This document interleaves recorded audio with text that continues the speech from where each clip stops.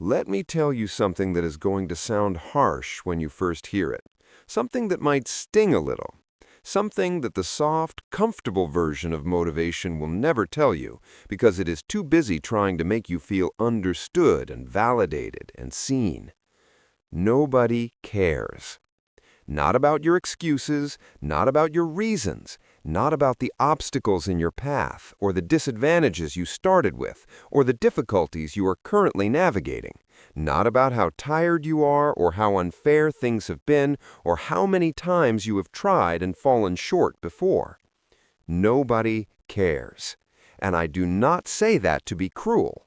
I say it because it is the most useful truth available to a person who is stuck. Because the alternative, the comfortable version, where the world is sitting around waiting to hear your reasons and validate your struggles before it allows you to succeed, is not just false, it is actively harmful.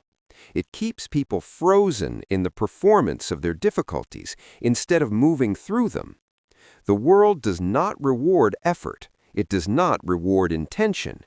It does not reward the story of what you were trying to do, or what got in your way, or how hard things were.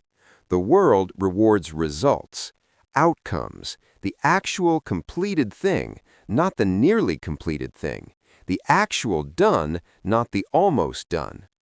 And the gap between almost done and actually done is where most people spend their entire lives. This is not a video about being harder on yourself. It is not about grinding yourself into the ground, or eliminating rest, or pretending that difficulty is not real. It is about something more fundamental than any of that. It is about the relationship between thinking about doing something and actually doing it, between planning and executing, between the version of yourself that exists in your head and the version that exists in the world.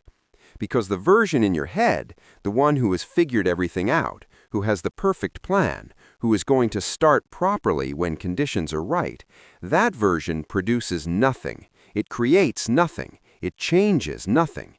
It is entirely invisible to the world because it never made contact with reality. The version that gets it done, the imperfect, uncertain, not quite ready, sometimes scared version that does the thing anyway, that version changes everything because it made contact with reality, because it produced something real, because it exists outside your head in the world where other people can see it and be affected by it and where it can actually make a difference. That is the version you need to become, and today I'm going to tell you exactly how.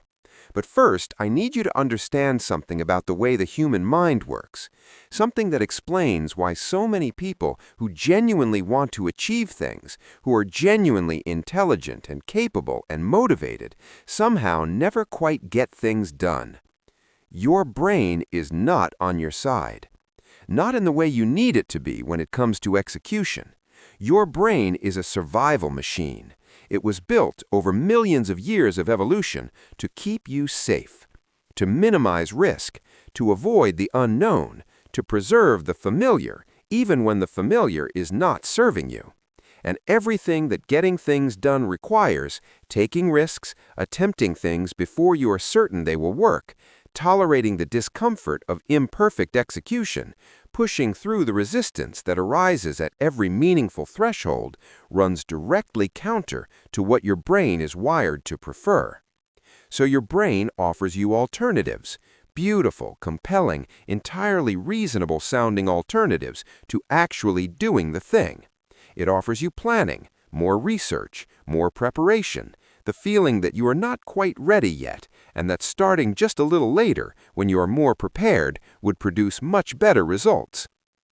It offers you busyness, the sensation of productive activity that fills your days and your schedule, and your sense of yourself as someone who is working hard, while somehow never addressing the actual thing that needs to be done. It offers you waiting for the right moment, waiting until the fear decreases, waiting until the circumstances improve, waiting until the children are older, or the job is less demanding, or the savings account is larger, or the universe sends a clearer sign. All of these feel like reasonable pauses, None of them are. They are all, in their different ways, the brain's sophisticated system for keeping you from attempting something that might fail, for keeping you safe from the risk of being seen trying and not succeeding, for keeping you in the comfortable, familiar, changing place of almost, but not quite. And while you are almost, but not quite, nobody cares. Not because people are unkind, but because almost does not produce anything that can be seen or experienced or used or valued. Almost is invisible. Done is real. So let us talk about what getting it done actually requires. The first thing it requires is the willingness to start before you are ready.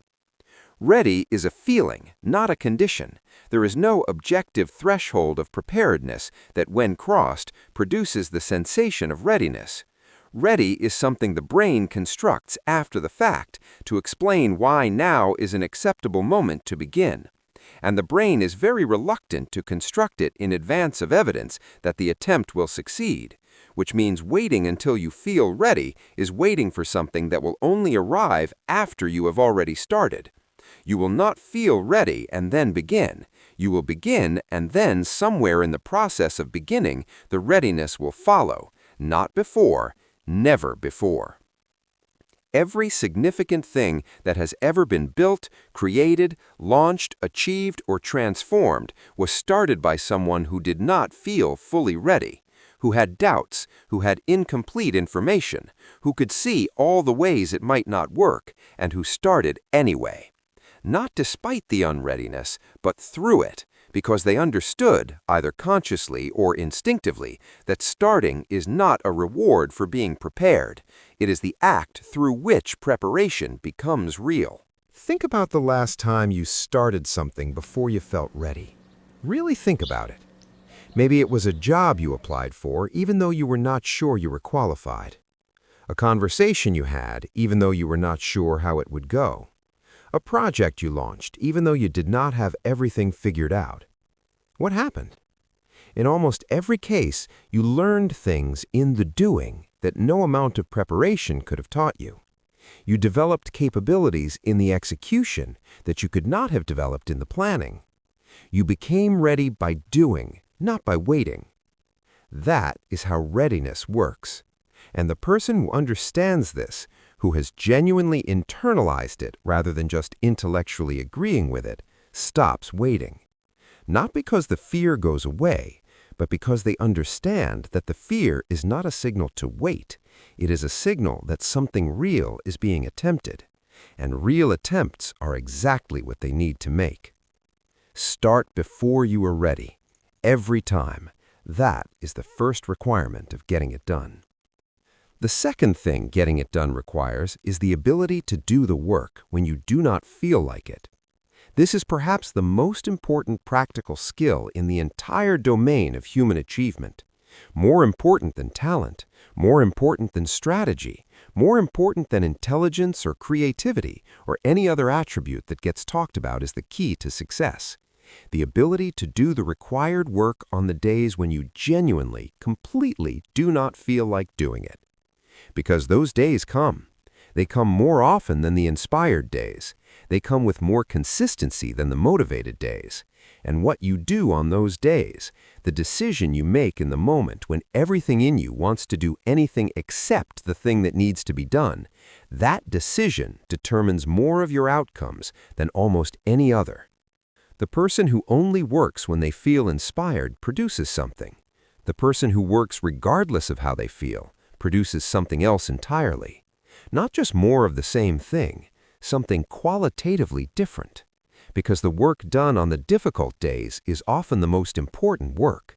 It is the work that breaks through the resistance, the work that crosses the threshold from almost to done, the work that builds the identity, not just the outcome, of someone who follows through.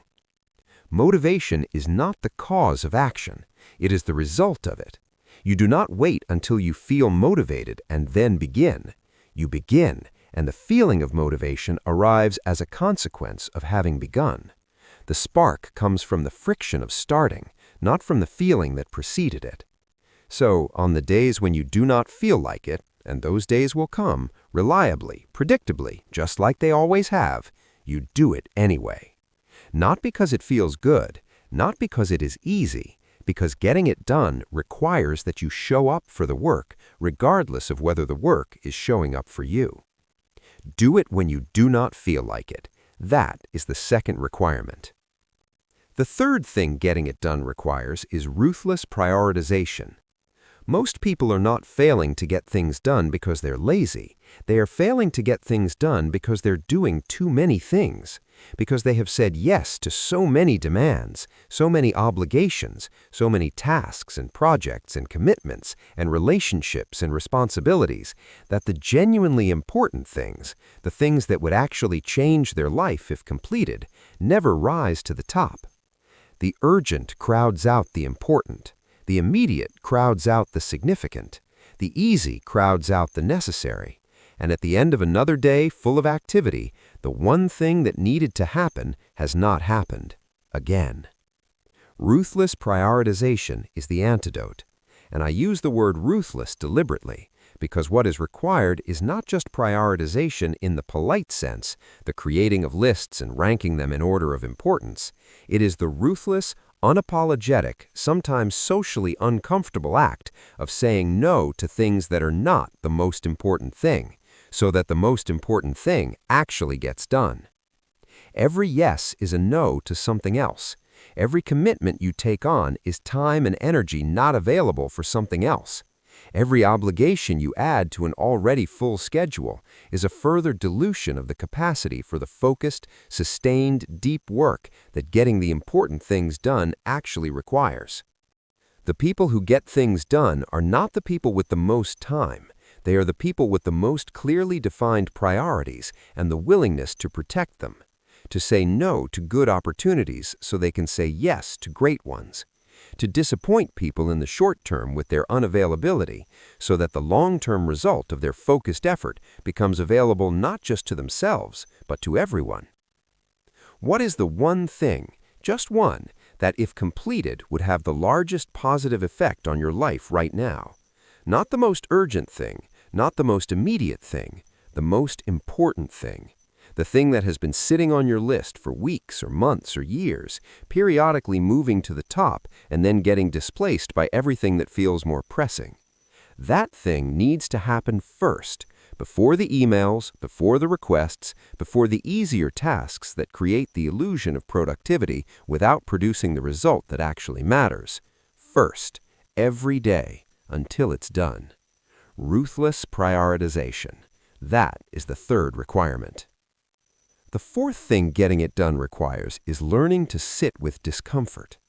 Everything worth doing is uncomfortable at some point, usually at multiple points. The discomfort of beginning when you are not sure it will work, the discomfort of continuing when it is harder than you expected, the discomfort of the middle when the initial excitement has faded and the end is not yet visible and the work feels like just work. The discomfort of the threshold moments when everything in you wants to retreat to safety and you have to choose to push through instead. Most people manage their discomfort by avoiding the thing that causes it. They go around the uncomfortable moment rather than through it. And the result is a life that has been shaped by discomfort avoidance, a life that is comfortable but that has been progressively shrunk to fit the boundaries of what feels safe. The boundary of your comfort zone is not the boundary of what is possible for you. It is the boundary of what you have been willing to feel. And every time you choose comfort over the discomfort of growth, you confirm that boundary. You reinforce it. You make it slightly more permanent. Every time you push through it, every time you sit with the discomfort and do the thing anyway, you move the boundary. You expand the territory of what feels manageable. You build the tolerance for the kind of discomfort that meaningful work requires. This is not about suffering, not about eliminating rest or embracing pain for its own sake. It is about developing the specific capacity to continue working in the presence of discomfort rather than stopping the moment the work stops feeling good. Because the work that produces meaningful results almost never feels consistently good. It feels hard. It feels uncertain. It feels like it might not work. And the person who can keep going in the presence of those feelings is the person who gets things done. Sit with the discomfort, not forever, just long enough to do the work that needs doing. That is the fourth requirement. The fifth thing getting it done requires is eliminating the excuses, all of them. And I want to be genuinely honest about this section because I know it is the one that most people will resist, not because they consciously know they are making excuses, but because most excuses do not feel like excuses. They feel like legitimate reasons. They feel like accurate descriptions of real obstacles. They feel like honest assessments of genuine constraints. And sometimes they are. Sometimes the obstacles are real. Sometimes the constraints are genuine. Sometimes things are actually harder for you than they are for other people, and acknowledging that is not excuse-making, it is accuracy. But here is the test. Ask yourself honestly, is the thing I am pointing to as an obstacle actually preventing me from taking any action at all, or is it preventing me from taking the specific, comfortable, ideal action I had in mind, while smaller, less comfortable, less ideal actions remain available? Because the difference between a real obstacle and an excuse is not whether the difficulty is real. The difficulty is usually real.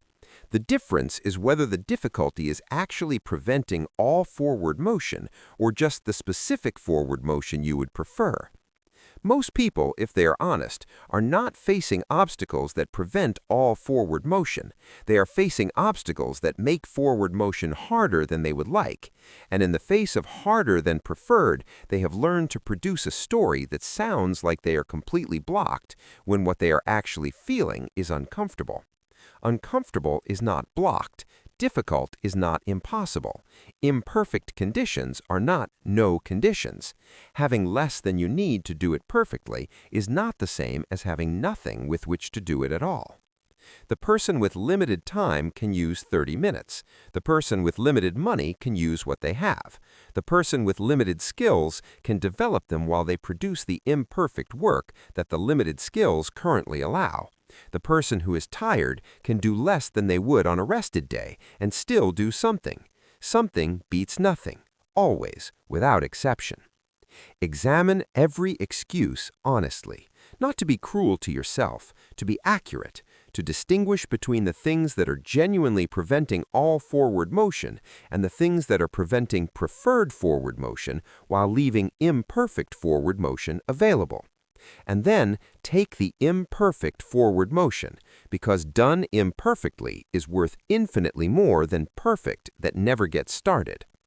Eliminate the excuses, not the difficulties. Those are real.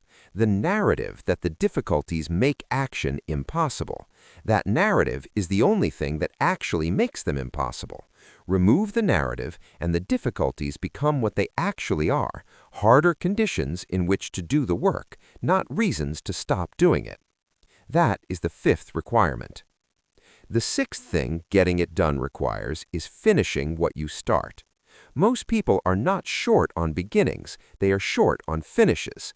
They start things, projects, habits, relationships, initiatives, creative endeavors, business ideas, with genuine enthusiasm, genuine commitment, genuine belief that this time will be different. And then, at some point in the middle, the enthusiasm fades and the commitment wavers and the belief gets harder to maintain. And they move on to the next beginning with its fresh enthusiasm and new commitment and renewed belief, and the cycle repeats, and the trail of unfinished things grows, and the identity that quietly develops, the internal, largely unconscious understanding of what kind of person they are, is the identity of someone who starts things and does not finish them. That identity is more damaging than most people realize because it shapes what they attempt. Because when you know, at some level, that you are the kind of person who does not finish things, you become reluctant to start things that require a finish to matter. You take on less, you risk less, you commit less, because commitment leads to the point where you would have to finish, and finishing is what you have learned to not do. The antidote is finishing. Not everything. Some things genuinely should be stopped. Not everything you start deserves to be finished, but the things that matter, the things that you started because you genuinely believed they were worth doing and that have not produced enough evidence to the contrary to justify stopping, those things deserve a finish. Finishing is not just about the outcome. It is about what it does to your identity. Every time you finish something, especially something difficult, especially something that required you to push through the resistance of the middle, you add a piece of evidence to the story of who you are. You are someone who finishes, someone who follows through, someone who can be trusted, by yourself most of all, to complete what they commit to. And that identity, built through the repeated experience of finishing, changes what you are willing to attempt. Because you know you will finish, because you have done it before. Because the question is no longer whether you will get to the end, but simply how long it will take and what it will cost. Finish what you start. That is the sixth requirement. The seventh thing getting it done requires is accepting that it will not be perfect. Perfectionism is the most sophisticated form of procrastination that has ever been invented. It wears the costume of high standards. It speaks the language of quality and excellence and care. It feels, from the inside, like genuine commitment to doing things well. But its function, the actual role it plays in the lives of most people who experience it, is to prevent completion. To provide an always available justification for not finishing, not submitting, not launching, not releasing, not sharing the final thing that would transform the work from private to real. Because perfect is not a real standard. Perfect is a moving target. The moment you approach it from one direction, it moves. It reveals new inadequacies, new shortcomings, new distances from the ideal that were invisible before you got close enough to see them. And it will always do this, not because the work is actually getting worse as you improve it, because the closer you get to a thing, the more detail you can see, including the details of its imperfection. The work that you are holding back because it is not good enough, is it genuinely below the threshold of what is useful or valuable or worth putting into the world? Or is it below your internal standard of what ideal would look like, which is a different thing entirely? Most people are not holding back genuinely poor work. They are holding back work that is good enough to have value, work that other people would benefit from, that would move the project forward, that would constitute real progress, because it is not as good as the version they can imagine. And the version they can imagine will always be better than the version they can currently produce. That gap is not a reason to stop. It is the mechanism of improvement. You produce the imperfect version. You learn from it. You produce the next version, which is slightly less imperfect. You learn from that. You produce the version after that. And the improvement, the genuine, real, measurable improvement in the quality of your work happens through the production and learning cycle, not through the thinking about producing the perfect version cycle. Ship the imperfect version. Release the good enough to be useful version. Submit the not quite there but close enough version. Because the real version, the version that exists in the world and does something and is available to other people and can be learned from and improved, is worth infinitely more than the perfect version that lives in your head and never makes contact with reality. Done is better than perfect, not because quality does not matter, because done is a prerequisite for quality, and the quality improves in the doing, not in the waiting to do it perfectly. Accept imperfection. Get it done. That is the seventh requirement. The eighth thing getting it done requires is protecting your time like it is the only thing you have, because it is. Not money, not connections, not intelligence or talent, or any of the other resources that people spend their lives trying to accumulate. Time is the only truly non-renewable resource you have.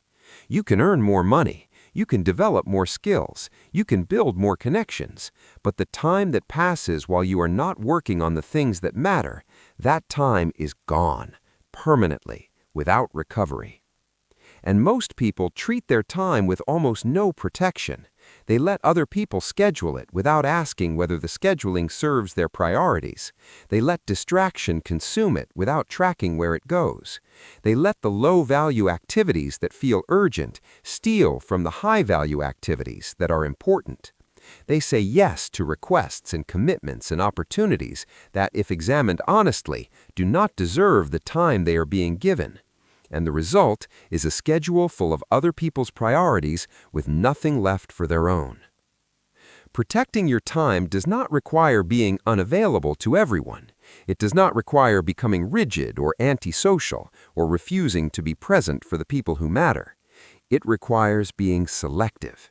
It requires examining every demand on your time with the honest question, is this the best use of this hour, given what I am trying to build and what I have committed to completing? That question applied consistently will produce some uncomfortable answers. It will tell you that some of the things you are currently saying yes to should be a no, that some of the commitments you have accumulated need to be ended, that some of the ways you are currently spending the hours of your day are not the best possible investment of those hours. And then you need to act on those answers, which requires the willingness to disappoint some people, to decline some invitations, to be the person who says no in a world that treats yes as the default. Not permanently, not to everything, but to enough things that the space created by the no is filled by the work that actually matters. Guard your time. Not perfectly. Perfect protection of time is both impossible and probably undesirable, but seriously, consciously, with the understanding that every hour given away is an hour not available for getting it done. That is the 8th requirement. The 9th thing getting it done requires is building systems instead of relying on willpower. Willpower is real, but it is finite. It depletes over the course of a day as you make decisions, resist impulses, navigate social interactions, and manage the cognitive load of modern life. And the person who depends on willpower to execute their most important work is always fighting an uphill battle, because by the time most people get to the work that matters, their willpower reserves are already depleted by everything that came before. Systems solve this problem. A system is a structure that makes the right action easier than the wrong one, that removes the decision from the moment and places it into a routine or an environment that produces the behavior automatically, that reduces the friction between you and the work so that starting requires less activation energy. What does this look like in practice? It looks like scheduling your most important work at the time of day when your cognitive capacity is highest. For most people, this is the morning, before the day's decisions have depleted the reserves.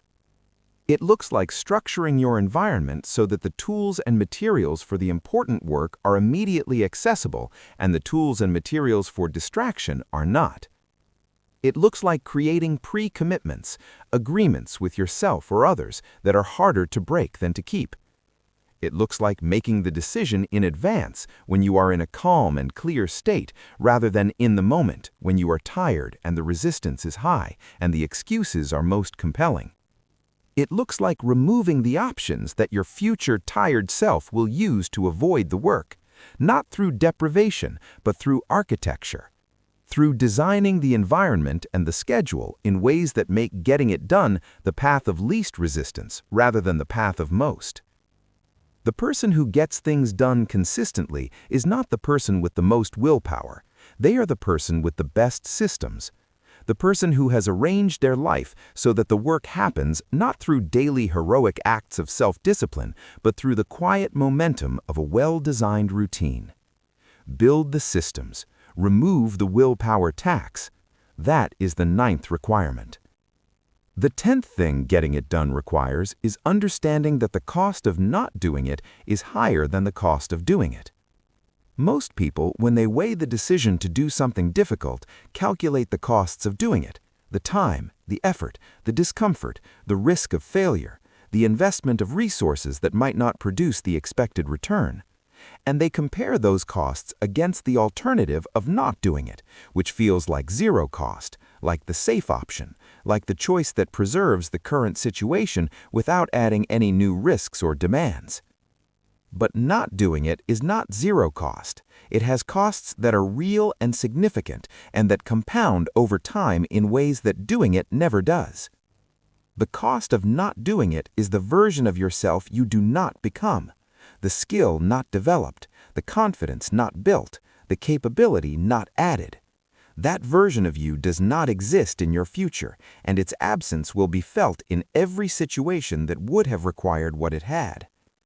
The cost of not doing it is the life not built, the project not completed, the business not started, the relationship not pursued, the health not maintained, the financial foundation not laid. All of these have real-world consequences that accumulate over the years that the not doing continued. The cost of not doing it is the identity not earned, the quiet internal knowledge that you are someone who does not follow through, who does not do the hard thing, who chooses comfort over progress when the choice is presented.